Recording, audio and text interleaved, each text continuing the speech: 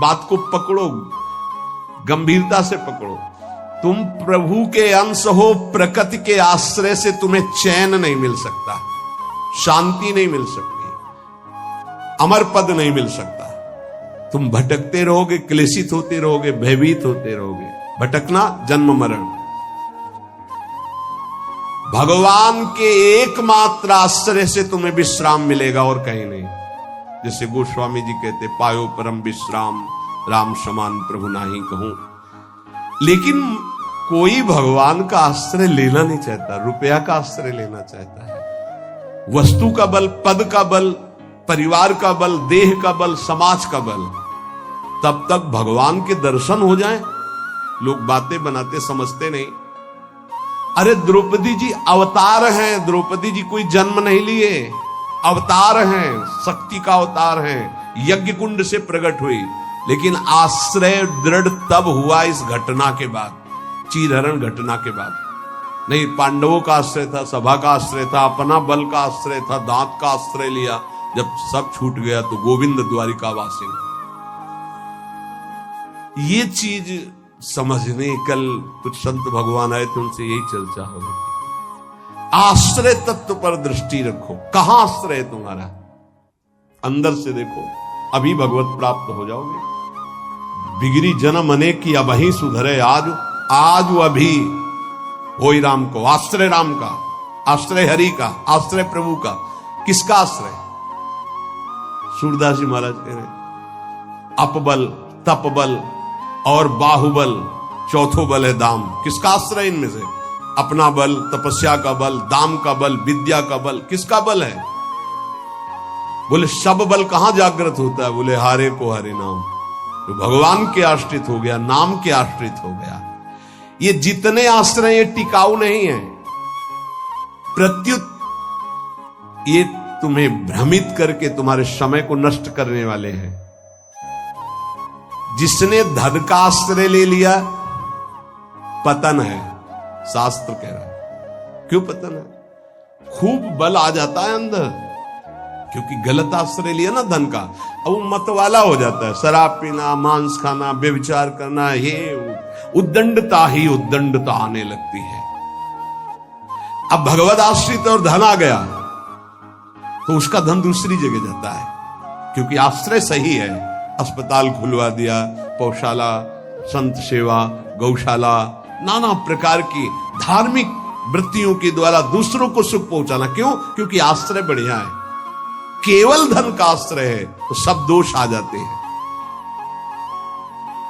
इतना ही नहीं, शुभ कर्मों का आश्रय बन जाता है, साधना का आश्रय बन जाता है। अपनी साधना, रोज परिक्रमा लगाता हूं, रोज ये करता हूं, ये करता हूं। देखो दिखाई दे रहा है भक्त, भगवान, भक्त का मतलब होता है भगवान का आश्रय। अब वो ये जो सत साधनाएं हैं, असत नहीं है, पर इनका जो आश्रय हो गया वो डायरेक्ट भगवान के आश्रय से हट।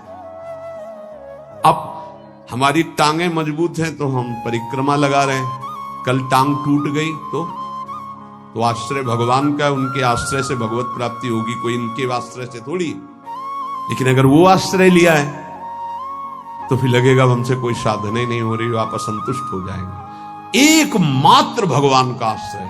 तभी कह रहे बिगड़ी जन्म अनेक की अब ही सुधरे आज, अभी इसी क्षण सुधार हो जाएगा, अभी इसी क्षण बात बन जाएगी। अनेक जन्मों की बिगड़ी क्या? आश्रय केवल प्रभु का, मामुपाश्रिता।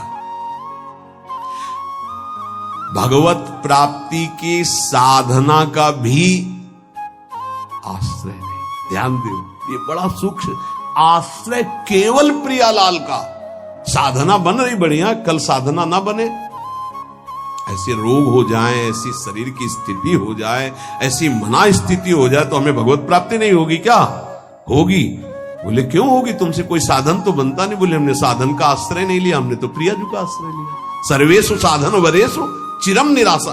बात समझना, ये आंतरिक है, आध्यात्मिक। भरोसा केवल प्रभु का, आश्रय केवल प्रभु का, इसी से भगवत प्राप्ति होती है। पूर्व में जब प्रथम बोलना शुरू हुआ था मुरारी से, उनसे यही आश्रय तत्व पर केवल चर्चा होती थी। आश्रय को समझिए।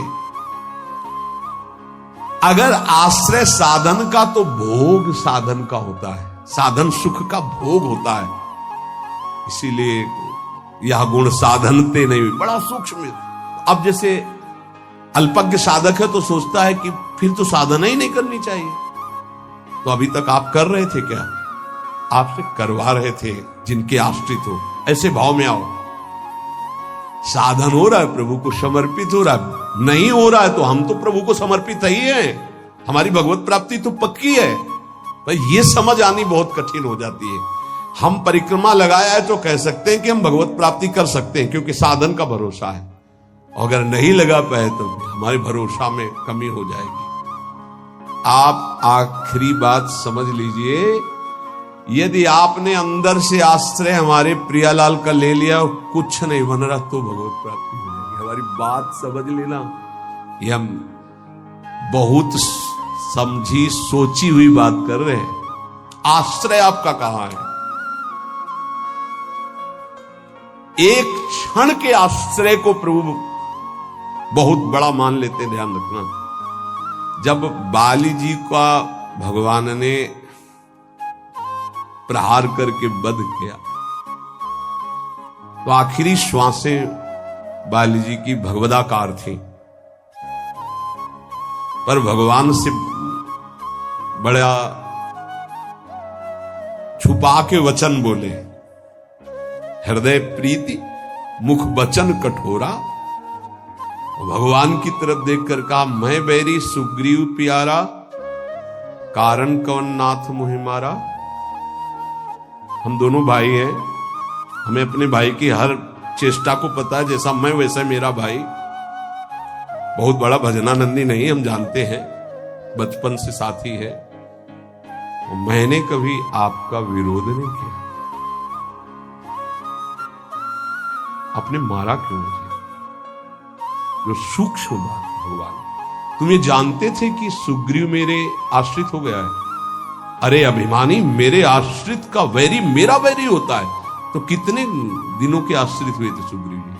कोई माला चलाई थी, ध्यान किया था, तपस्या की थी, और निष्काम आश्रय नहीं था, सकाम आश्रय था। बाली मारा जाएगा, मैं किष्किंधा का राजा बनूंगा। और जब राजा बन गए, महाराज जी राम जी प्रवर्षण पर्वत पर रहे, एक दिन भी दंडवत करने न दिन में गए न शाम के गए, 4 महीना नहीं गए। फिर वहां से भयभीत वाले वचन जब भगवान लक्ष्मण जी को कि जाके बोल दो कि जो बाली को वही बाण तूड़ीर में है उसमें, तब आके दंडवत। नाथ विषय हरि लीने से ज्ञान। हम आपको बात बता रहे हैं प्रमाण सहित। भगवान ने जो वचन कहे उस बहुत मानने और समझने वाले बात। तुम जानते थे कि सुग्रीव मेरे आश्रित हो गया। अरे अभिमानी, तुम मारना चाहता मेरे आश्रित